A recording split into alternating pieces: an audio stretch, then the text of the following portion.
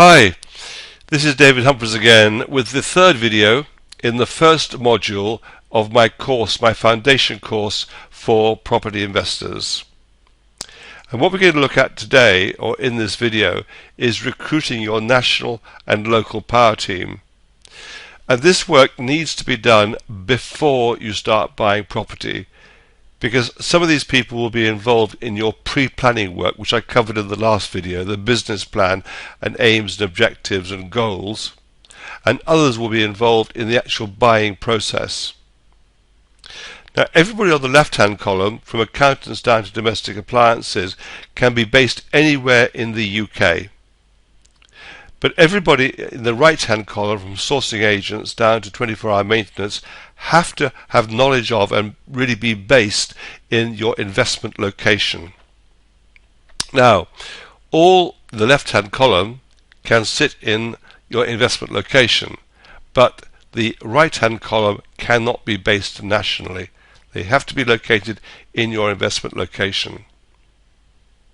Now, we start off with accountants. And whilst you can go down the DIY self-assessment route, even if you're dealing with one property, I would still advise you to employ or to retain a chartered accountant. Because, and particularly if you can find the chartered accountant who is also a property investor, or at least has other property investment clients.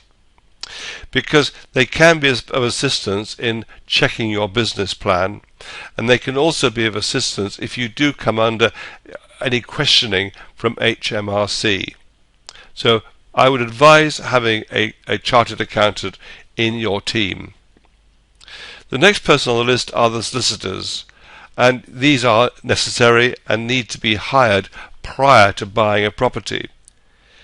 You need to have two solicitors involved, one who will deal with the conveyancing work, the buying of the property, and the second who will deal with any litigation arising out of tenants defaulting or not honouring their contracts. Now, in the case of the conveyancing solicitor, you really need a solicitor who can reach exchange of contract within the week, within 7 days. In England and Wales and Northern Ireland, having put an offer in and had it accepted, you don't own the property yet. To get to the point of where you own the property, you have to exchange contracts, and therefore you need to reach exchange of contract as quickly as possible. So you need a solicitor who's highly efficient and can take it through to exchange of contract within a week, assuming that you have an equally compliant or vendor. Obviously, if the vendor delays matters, there's nothing you can do. But if the vendor wants to reach a quick sale situation, then two efficient solicitors should be able to reach exchange of contract within 7 days. Next on the list is the litigation solicitor. And if you're going to let a property and first tenant, first month you get into trouble, you need a solicitor who will once again act quickly and efficiently. So you need to find a solicitor who you can refer the matter to if you want to, and who will take the relevant action. Also, before you buy a property, you'll need a mortgage broker. In many cases, you need to have a decision in principle, a DIP in place to say, yes, you can have a mortgage, and that will be handled by a mortgage broker. So, once again, before you start even looking at the property you want to buy, or looking for a property to buy, you need to have a mortgage broker in place who can give you a decision in principle as to whether you are a mortgage candidate, whether you can obtain a mortgage, and the circumstances and criteria have changed since the credit crunch. Also, with regard to a mortgage broker, I always believe in looking at buying property that the lender likes, the mortgage lender likes. So if I want to get into houses of multiple occupation, for instance, letting to students, there's no point in talking to a lender who doesn't like students, or asking a mortgage broker to place it with a lender who doesn't like students. So you need to have the product fit what you're wanting to do, fit your strategy. Once again, before you buy your first property, you need to know who you will insure it with. And the insurance agent or the insurance broker needs to be conversant with and specialize in properties which are let, properties which are investment properties and not residential homes. And there are a number of insurance companies that specialize in these areas. I use one who are the principal insurers for most of the landlord associations. But make certain your insurance broker understands the business and has policies which are tailor-made for property investment and buy-to-let. Lenders, you may not come into contact with lenders to that extent if you use conventional buy-to-let products. But every bank is a potential lender, and they have a commercial arm, and if you are wanting to develop a relationship with a bank, then they can become your lender, and you can deal with banks direct, not necessarily through mortgage brokers. Now we come to furniture, soft furnishings and domestic appliances. And in each case you will need to have costs of furniture, soft furnishings and domestic appliances before you buy your first property, because the cost of these items will come into the overall calculation and should drive or influence the price that you can offer for the property. And also, it doesn't matter where your furniture, soft furnishings and domestic appliances supplier is located. They can be anywhere in the country, provided they can deliver to your property. Now, obviously, you don't need furniture or a furniture supplier if you're not going to furnish your properties. In the case of soft furnishings, which includes carpets, in most cases you will be providing some sort of floor covering. Now, this may be carpet or wood flooring, and I put wood flooring under soft furnishing for this purpose. But again, you need to identify who's going to provide the soft furnishings before you buy your first property, if only for the costing purposes, only for costing reasons. And the same goes with the domestic appliances. You will almost always be providing some form of cooker or cooking facility, i.e.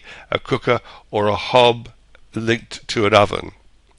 Then you can go on and provide a washing machine, dishwasher, fridge, freezer. They're fairly common before you step into further domestic appliances.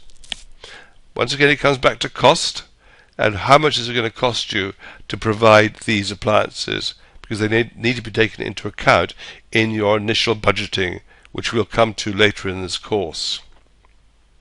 Looking at the local position, sourcing agents need to know the location that they're sourcing properties in.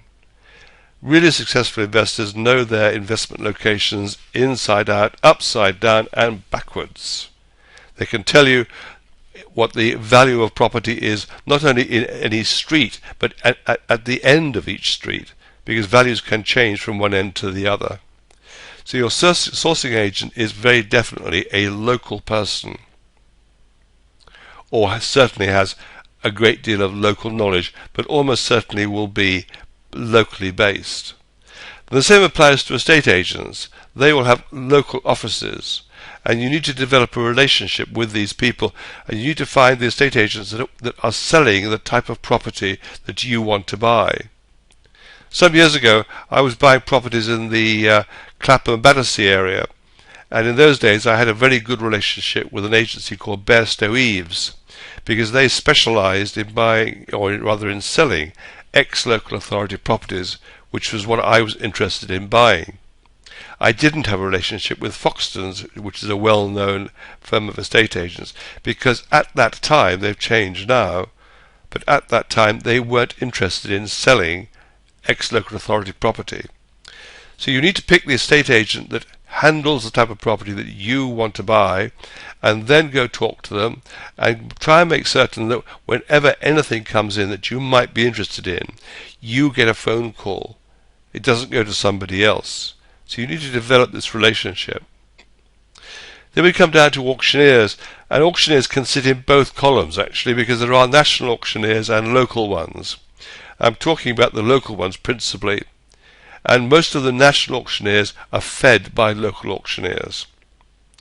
So if you're going to buy at auction, which is another part of another strategy, you need to be looking to develop a relationship with the auctioneers, and the same goes for the surveyors. While surveyors may work for a national company, they tend to be locally based because they must have local knowledge. And within the context of local knowledge, I'm talking about knowledge in a town or a city, or a section of a city rather. And once again, you can develop a relationship with a surveyor. Get to know the surveyor who handles the valuations for your preferred lender. Letting agents are always local people. Again, they can be national chains of letting agents, but the letting agent invariably has good local knowledge in the office. And once again, you will find letting agents who handle students and other letting agents that don't, letting agents that handle housing benefit tenants and other agents that don't. So you need to identify the agent that handles the type of property which you're going to be buying to let.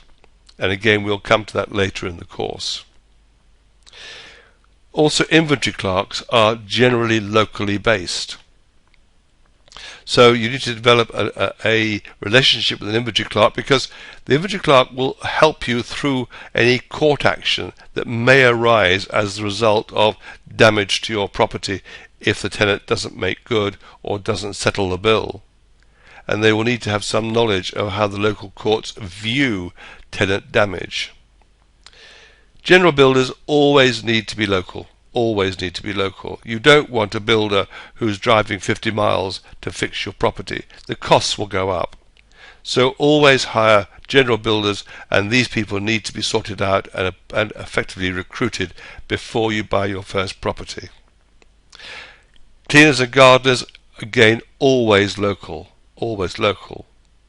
And finally, 24-hour maintenance. And by virtue of being 24-hour maintenance, if a problem happens, it will always happen on a bank holiday or midnight, one of the two, or maybe both, midnight on a bank holiday. So you need somebody that can sort it out quickly and efficiently, and that doesn't mean driving 25, 35, 40 miles to get to the property. At most, it should be driving 2, 3, 5 miles. And we'll come to 24-hour maintenance later in the modules, but it is essential that you have good 24-hour maintenance cover. Okay, that brings me to the end of this video on recruiting your national and local power team. So that brings me to the end of the first module of 17. There are 17 modules in this foundation course. In module number 2, we look at the role of the investor. We look at deciding and settling your strategy, location and property due diligence, which is absolutely essential, and finally, what makes buy-to-let work. And all this comes into play before you buy your first property. I thank you for watching and listening, and look forward to seeing you on module number 2. Thank you.